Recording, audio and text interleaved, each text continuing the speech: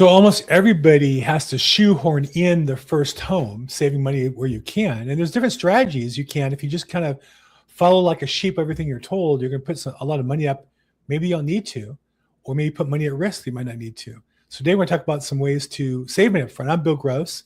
This is our Homebuyer Seminar, along with my colleague and friend, Patricia Castillo. And our good friend and lender, Shannon Lender. How's it going, guys? And so, Patricia, we're talking about how to save money up front when you're buying your first home and or limit your risk of spending money and then losing it. What are some strategies you've used recently? I know on the other side of some of your transactions, I've been there. What are some strategies you've used recently to help you save money for your clients? Well, one of the things that I help my clients with when they're looking at buying a home is basically trying to find where the deal is at, right? Especially if we're looking at, right now, we're in a little bit of a higher interest rate environment. Buyers may be sensitive to their monthly payments. And, we factor in, of course, property taxes, insurance. And so when we look at as a whole, we want to see where we can try to save the clients some money. And what we're looking at is longer days on market. So when properties have been sitting on the market for a while, that's a really good place to start because you could probably get a concession from the seller, which you can use towards buying down your interest rate with the lender. So if you use a concession, you can potentially lower your interest rate by maybe 0.5%, maybe even a whole percent, just one whole percentage rate. So just thinking about what you can use a concession for, that can really save you some money. So we strategize with looking at the days on market, talking to our lender to see where they can use that money to benefit them the most. The other thing is if a buyer is looking for a home that they don't have to do any type of repairs to or upgrades, then we look at also new construction. So right now there's different builders that are having really good inventory sales. They're cutting some prices right off the top.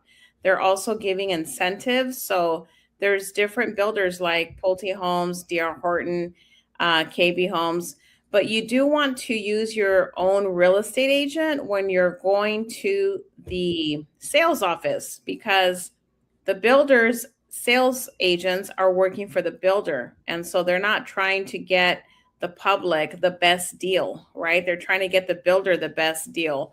So you want to come with your own agent, schedule an appointment at the sales office, and then take a look at the inventory because you can go and tour the models, but they are giving really great concessions right now for homes that they're trying to sell, that maybe they're in phase one and they're already coming offline, ready to sell. There's new construction in Fontana, Riverside, San Bernardino. So there's different areas. Bill, you have a listing in Riverside, right? It's a few acres in, what is it, Menifee or Murrieta? So I think both, actually. I have one Menifee that's commercial and one is residential in I'm trying to keep track now. I think it was Menifee where there's a few acres. Yes. So there's a lot of land out there right now, undeveloped land, and builders are focusing on those areas because you can potentially get a brand new home starting at like $499,000. They were just over. I was looking at D.R. Horton's inventory.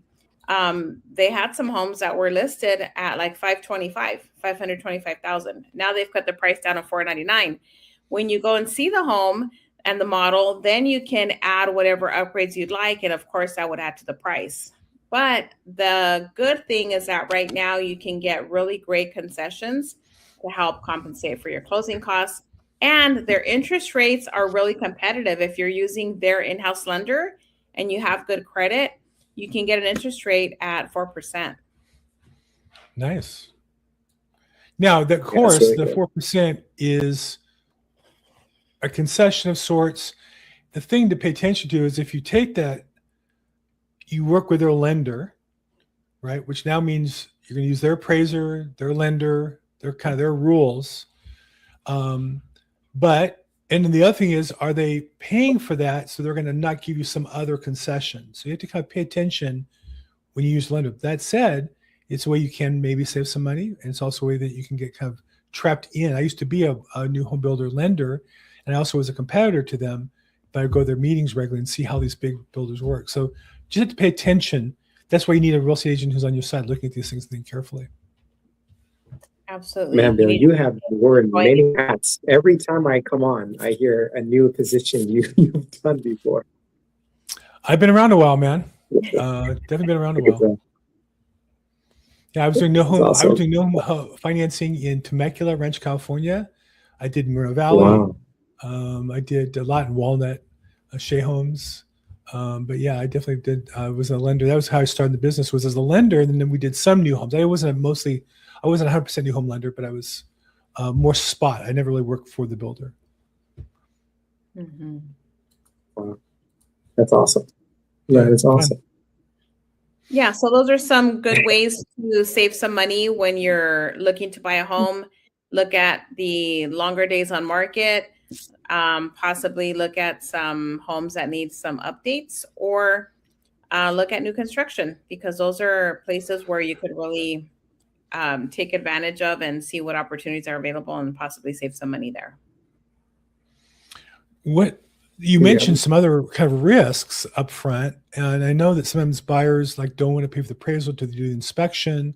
That can maybe push out their either loan approval time and being able to waive contingencies. How does that work, and what do you advise clients?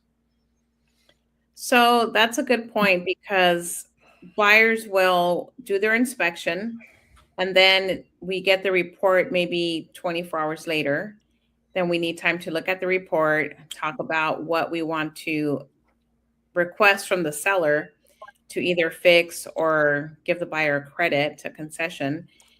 And so you want your offer to be competitive and at the same time realistic. So I've seen some offers where they put, a 3 or 5 day inspection period. I think that's a little bit too ambitious, because most likely the buyers are going to end up asking for an extension. So it depends on the property. But if my buyers are saying, well, we want to do our inspection first, we may not want to pay for the appraisal right away, because what if we don't end up buying the home? Now we're going to be out of pocket the inspection fee and the appraisal, which could be anywhere from $700 to $800. So what I will do is I will order when I'm talking to the listing agent and I know that the offer is going to be accepted, I'll go ahead and order the inspection. So this way we do the inspection pretty much the day after we're opening escrow. And so at that point, if we have, let's say, a 12-day appraisal inspection or appraisal contingency, then we have enough time to get our inspection completed and look at the items on the report that we may want to discuss with the seller and or the seller's agent. And then we still have time to order our appraisal. And so this way we're not ordering the appraisal too soon. And I know when I've worked with Shannon, the appraisal gets ordered really quickly and we've received it back really quickly. So Shannon and I closed on a duplex in Los Angeles earlier this year. I did the same thing. I ordered the inspection. I asked Shannon to hold off on the appraisal so that I can get the report back, look it over with my client, and then figure out what our concession request is going to be. And then we went ahead and ordered the appraisal. Now, there's a couple of challenges to that. One is if your client doesn't go the paper to the lender and they're starting from scratch after the inspection comes back, let's say that takes a week. You order the inspection, you get the inspection, you review the inspection, you talk about the inspection. Let's just say it's a week. You have a 17-day loan contingency. If you're not ready to go that day, you're now racing to get done in 10 days, what would take 17 perhaps, or whatever the time period you agreed on is. So, what do you advise your client there, number one? And then number two, the other question, well, I have another question for you after that. So let me ask you that first question is, I think that when a client tells me, or a buyer's agent calls and says, my buyer doesn't want to order the appraisal but the lender says, we have everything but the appraisal, and they're pre-approved, subject to appraisal, but that means we've actually done the underwriting. We did the DU, we looked at W-2s, we have the credit report. That's a different story than I'm still waiting for an application. and they don't have a person. So how do you advise your client in that situation where they on one hand want to, they're going to want to save the money or the risk, but at the same time, they're going to run the risk of losing the house or contingencies? Well, we're still submitting the paperwork to the lender. So that's Mhm. what we did. Shannon and I, we submitted everything into the lender. I had the inspection ordered right away. We received the inspection at the end of the day when I ordered the inspection. So we did our inspection in the morning, had our inspection by the afternoon, sent in our concession request the next day. So it happened very quickly. It wasn't a week.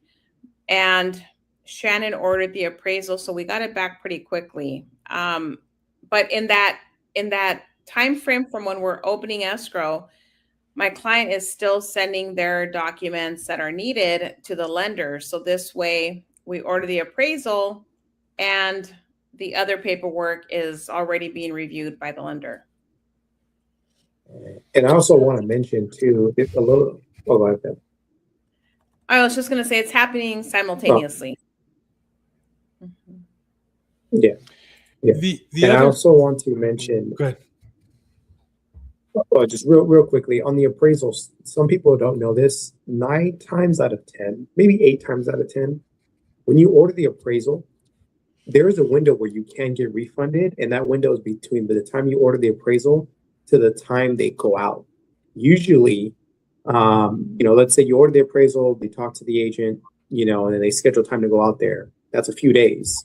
So, you can technically order the appraisal, and if the appraiser hasn't stepped out to go out to that inspection, I've gotten clients that refund back. So there is a slight, I would say grace period that if you are a little hesitant, but like you said, with Bill, and I get calls from listing agents saying, "Hey, did you order the appraisal?"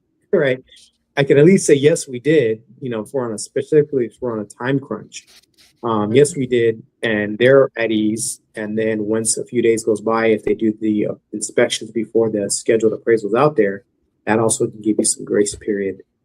Like you said, Bill, if someone's like really rushing you, you got to get the appraisal ordered. We can still order it.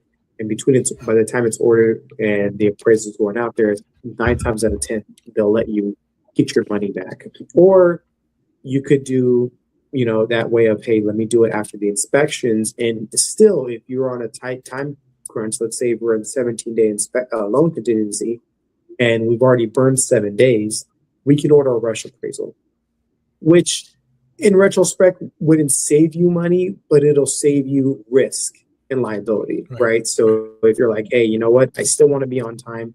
I don't want to be outside of my time period in terms of my contingency. So let's order the inspection first. After that, then I'll order the appraisal. Based on that time frame, I can say, hey, you know what, we can just order it on a rush. I can get it back within 7 days, between inspection and the actual report in my hands. So those are kind of 2 other options that you have on your tool belt. Go ahead, Bill. Yeah, and I think this requires coordination and work together that you get these things ordered. One of the other questions that then can come up is, well, of course, the longer from the time you're able to feel comfortable about your loan, the longer you might be comfortable to lock your loan. Or if you don't have the appraisal ordered, you're just adding days to the job, and while the appraisals don't take as long as they do now, say a couple years ago, it can still delay things. A couple of days can make a difference sometimes.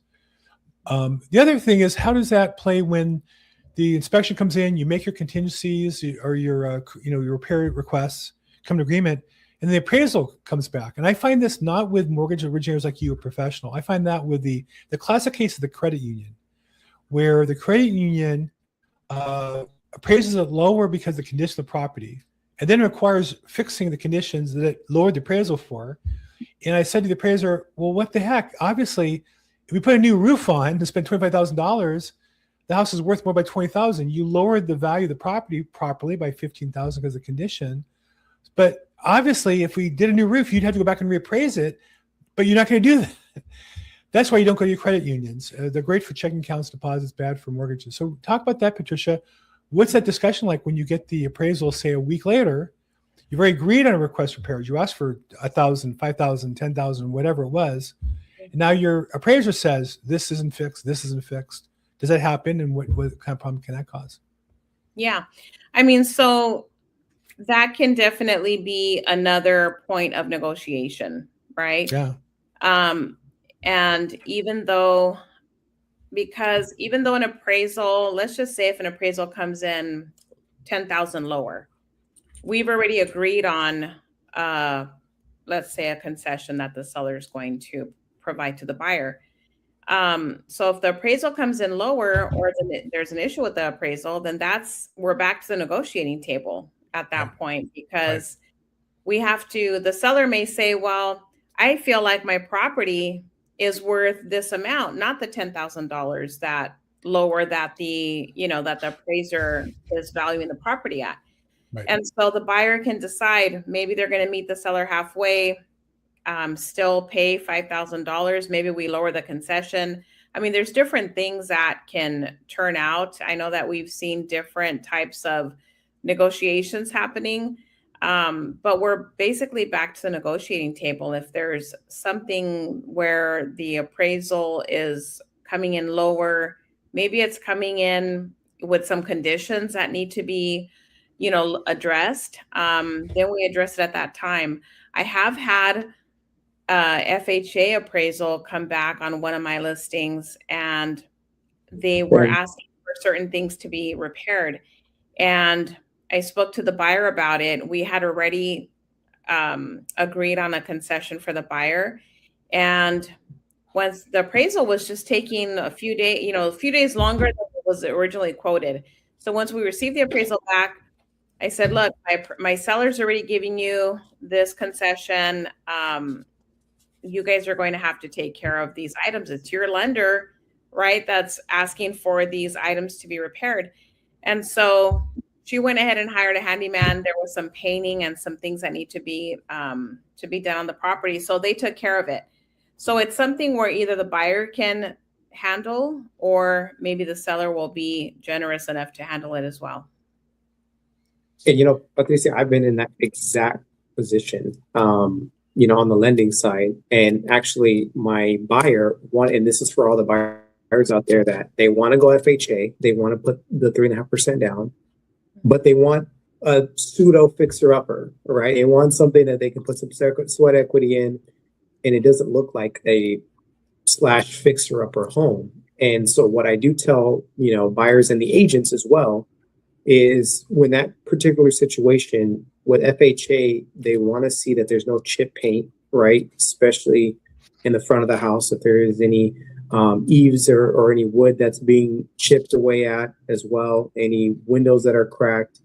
Also, to the two main words that always come up in appraisals is safety and habitability. Is this property safe, and is it habitable, right? All the railings there, things like that. So I had that exact same situation happen.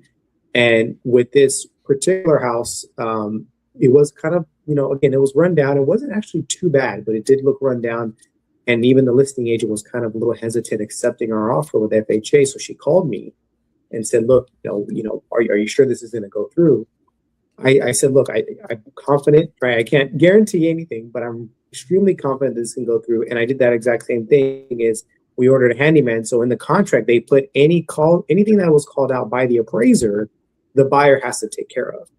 And so, they didn't have the water heater strapped. There was some chip paint in the front. So I had to get a handyman. I called a handyman to just, bondo and kind of repaint the front a little bit. I think they cost them like $800. It was like a day's worth of work. The appraiser went out there, called out a few things. And then the appraiser said was, look, take pictures when you're done and text them to me.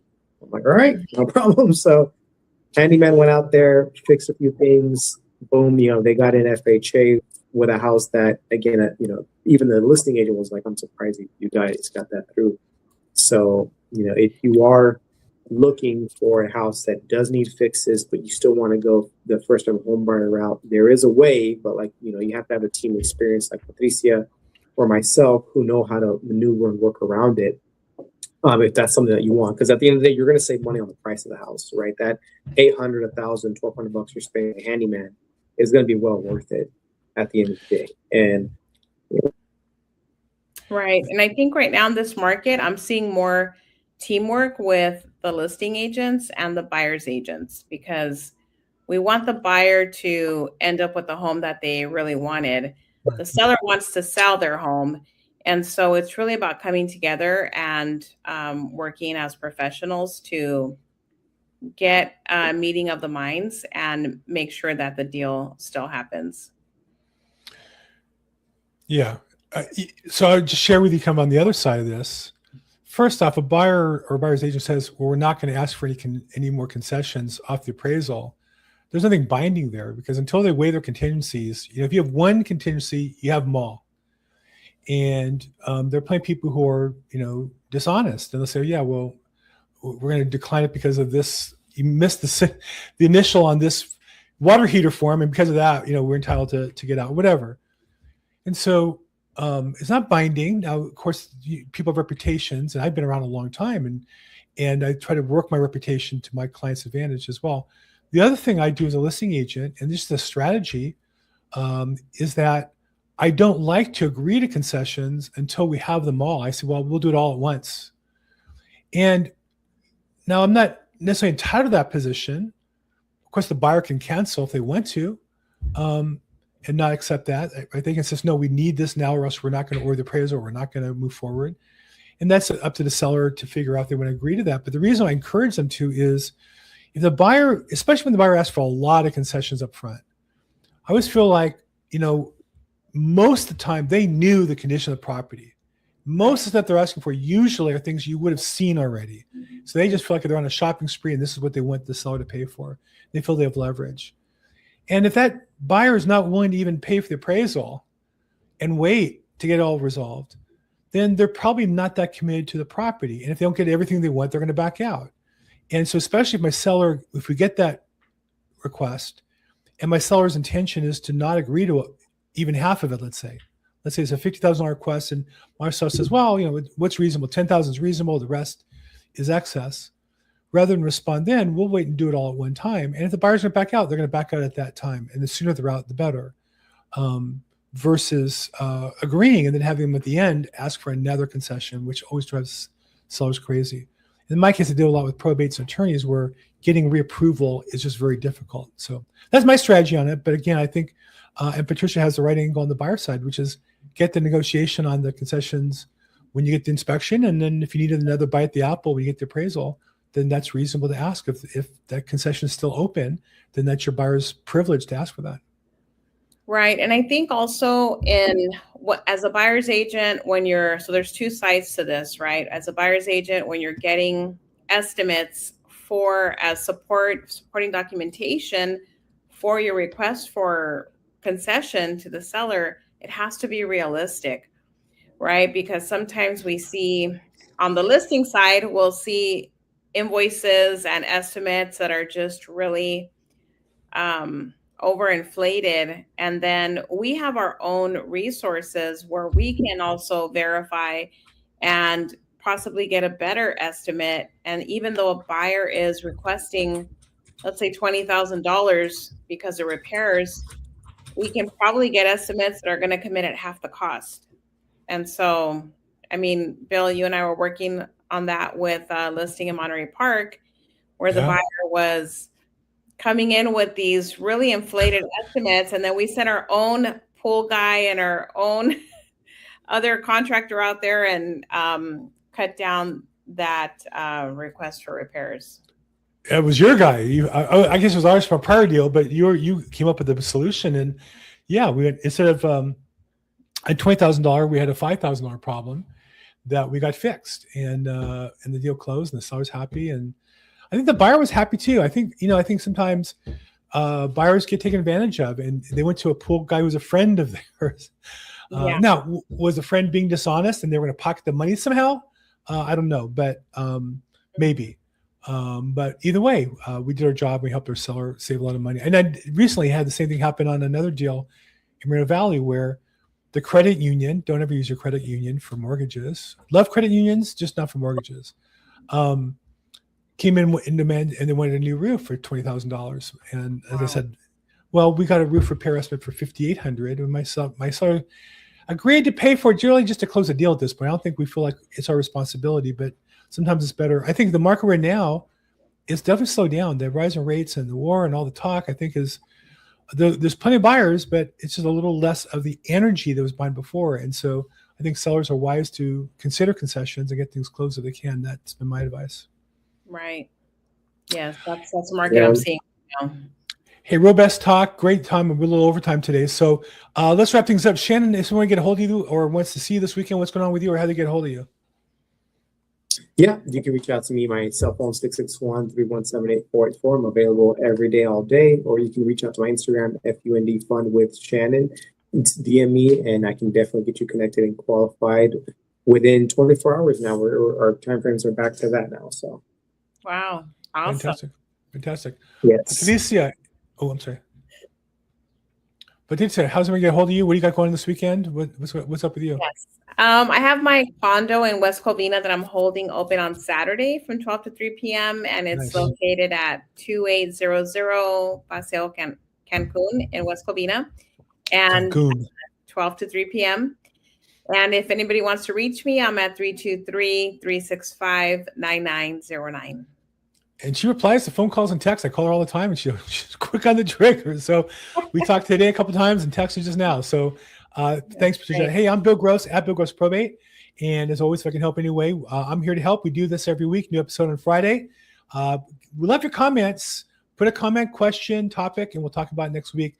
As always, make today your best day ever. Thanks so much. Thank you. Bye.